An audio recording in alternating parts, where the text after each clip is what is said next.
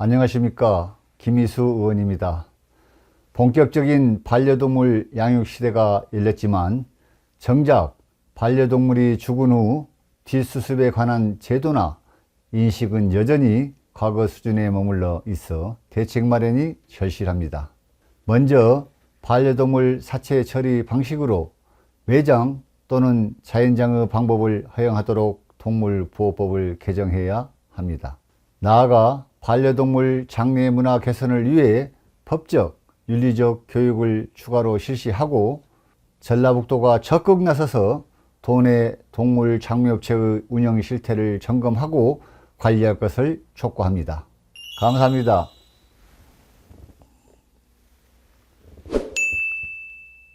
존경하고 사랑하는 도민 여러분, 전주 제6선거구 농산업경제위원회 김희수 의원입니다. 최근 1인 가구 증가, 고령화 등의 사회 현상과 맞물려 반려동물을 가족 구성원으로 여기며 양육하는 인구가 증가하고 있습니다.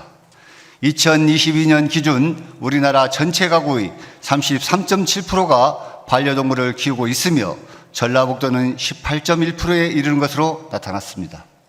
같은 기간 국가동물보호 정보 시스템에 등록된 도내 반려동물 수는 87,078마리로 5년 전에 비해 3배나 증가했습니다. 이처럼 본격적인 반려동물 양육 시대가 열렸지만 반려동물이 죽은 후 뒷수습에 관한 제도나 인식은 여전히 과거 수준에 머물러 있는 것으로 나타나 대책 마련이 절실한 상황입니다. 현행법상 반려동물 사체를 처리하는 합법적인 방법은 쓰레기 중량제 봉투에 담아 생활 폐기물로 버리거나 동물병원에 위탁해 의료 폐기물로 처리하는 방법, 동물 장묘 업체를 이용하는 방법이 있습니다. 과거에 했던 것처럼 반려동물이 죽으면 야산에 묻거나 개인이 직접 화장을 통해 소각하는 행위는 모두 불법입니다. 그런데 한국소비자원이 최근 5년 이내에 반려동물의 죽음을 경험한 소비자 1000명에 대해 설문조사를 실시한 결과 응답자의 45.2%가 동물 사체의 매장 또는 투기가 불법이라는 것을 모르는 것으로 나타났습니다. 반려동물 사체 처리 방법에 대한 질문에는 주거지, 야산의 매장 또는 투기했다는 응답이 41.3%로 가장 많았고 반려동물 장묘시설 이용이 30%, 동물병원의 처리 위탁이 19.9%, 쓰레기 중량제 봉투에 담아 처리한 게 5.7% 순이었습니다. 우선 관계법 개정이 시급한데 현행 폐기물관리법의 동물 사체를 폐기물로 적용하는 규정을 삭제하고 동물보호법의 반려동물의 사체 처리 방식으로 매장 또는 자연장의 방법을 허용해야 합니다. 또한 반려인 2명 중 1명이 과거에 그렇게 해왔으니까 반려동물 사체를 매장하는 게 당연한 것으로 생각하고 있어 반려동물 사체 처리에 대한 홍보 및 법적, 윤리적 교육을 실시해야 합니다.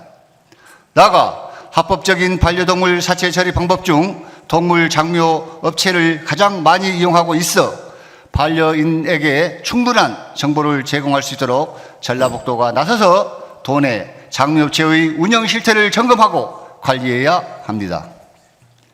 현재 동물보호관리 시스템에 등록된 도내 동물 장묘업체는 국내 유일의 공공시설인 임실호수 펫 추모공원을 비롯해 총 5개가 있는데 도내 장묘시설 이용 현황을 보면은 2021년 1,421마리, 2022년 2,454마리로 전년 대비 73%나 증가했습니다. 하지만 본의원이 도내 동물 장묘업체의 정보를 확인하기 위해 각 업체의 홈페이지를 살펴본 결과 한 업체는 아예 홈페이지가 없어 관련 정보나 동물 장묘업 등록증을 확인할 수 없었습니다. 홈페이지가 있는 나머지 업체의 경우 장례 절차, 장례 비용, 장례 용품, 부가 서비스에 대한 안내가 제각각인데다가 이용 요금이 최대 15만 원이나 차이 나는 등 업체별로 가격도 천차만별했습니다. 도내 동물 장묘업체에 대한 관리 소홀로 그 피해는 고스란히 반려동물을 가족 공동체의 일원으로 받아들이고 그 마지막을 인도적으로 배웅하고자 하는 반려인의 몫이 될 것입니다. 이제라도 전라북도가 적극 나서서 반려동물의 장례문화 개선을 위한 대책을 마련할 것을 부탁드리며 5번 발언을 마치겠습니다. 경청해 주셔서 감사합니다.